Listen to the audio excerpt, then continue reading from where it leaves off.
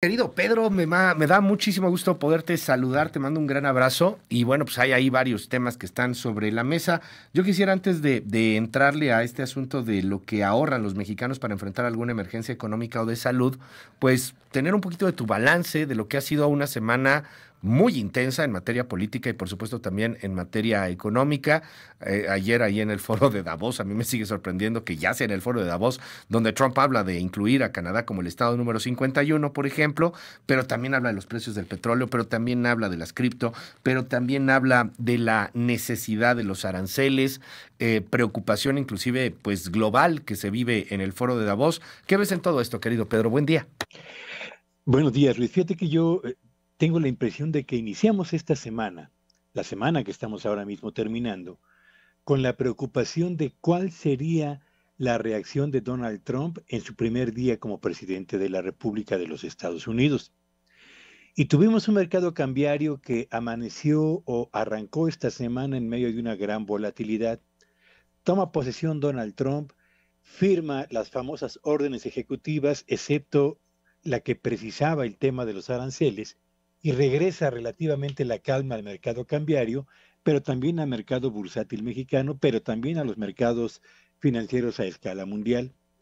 Y cerramos la semana, Luis Auditorio, nuevamente con Donald Trump dominando la escena de la opinión pública en materia económica a escala mundial.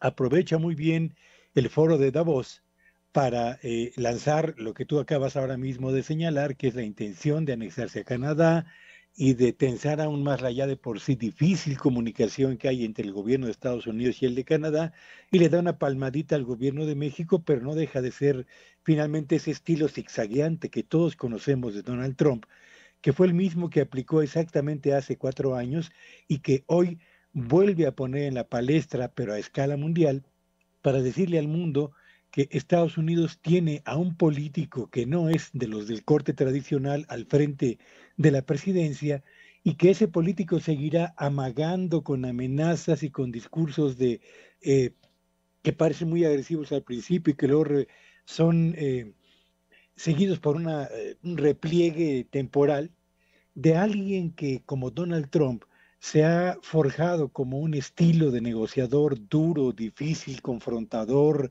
de esos que buscan acorralar a la contraparte para obtener la mayor ventaja posible a la hora de la negociación. Así que cerramos una semana, Luis Auditorio, en el que por fortuna los mercados financieros no se comportaron con tanta volatilidad como se anticipaba, lo que no significa que la volatilidad vaya a desaparecer en el corto plazo, y con una relación, la de México y Estados Unidos, que sigue todavía a la espera de lo que se decida exactamente dentro de 7 días, el 1 de febrero, cuando podremos saber si efectivamente habrá o no aranceles, serán generalizados o no, serán temporales o tendrán un horizonte más amplio, dependiendo de lo que decida el señor Donald Trump, Luis.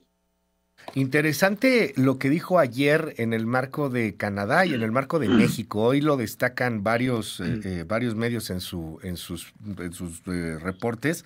¿Qué te pareció? O sea, digo, al final es la manera de negociar de este hombre, pero el hecho de que haya puesto como que una palomita de, en México vamos bien, ya nos están respetando. Los canadienses son los que no nos llevamos y tendrían que ser nuestros y que Estado 51. ¿Qué piensas de eso, Pedro? Fíjate que es exactamente la misma estrategia que siguió Donald Trump poco antes de tomar la presidencia de los Estados Unidos, justo cuando se acercó al gobierno canadiense, o más bien cuando el gobierno canadiense se acercó a Donald Trump para entablar alguna conversación telefónica, y entonces Donald Trump suavizó el discurso contra Canadá, pero endureció el discurso contra los mexicanos. Hoy sucede lo contrario. Después de haber tomado posesión en su cargo, el gobierno de México inicia el establecimiento de los canales diplomáticos de comunicación y acercamiento con el gobierno de Donald Trump, no así el gobierno canadiense, cuyo primer ministro, bueno, pues está ahora metido en el brete de tener que renunciar y anticipar elecciones. Lo que hace Donald Trump es simple y sencillamente corresponder a esa táctica negociadora que ha tenido. Le doy una palmadita a quien se acerca a mí y le doy, evidentemente, como dije en Estados Unidos, una patada en el trasero a quien se aleja de mí. Así que estamos frente a un estilo de negociación, Luis Auditorio, que es bastante singular y que va a marcar la pauta de lo que habrá de ocurrir en la agenda diplomática entre México y Estados Unidos, lo mismo que entre Estados Unidos y Canadá, no solamente en materia económica, sino también en materia política, de seguridad, de drogas, etcétera, etcétera, y lo mismo va a ocurrir con el mundo, Luis. Oye, y dándole la vuelta por completo, ya en temas nacionales, muy interesantes los datos que están en torno a los ahorros que tienen los mexicanos, pero particularmente a los ahorros que tienen para enfrentar alguna emergencia, ya sea económica o de salud. Cuéntanos cómo nos va a los mexicanos ahorrando. Es muy interesante, Luis, porque sabemos que este 2025 será un año complicado para la economía nacional, pero también para la economía familiar y la personal. Y la pregunta que le haría yo a quienes nos están escuchando, ¿cuánto dinero tiene usted ahorrado para hacer frente a alguna emergencia económica o de salud?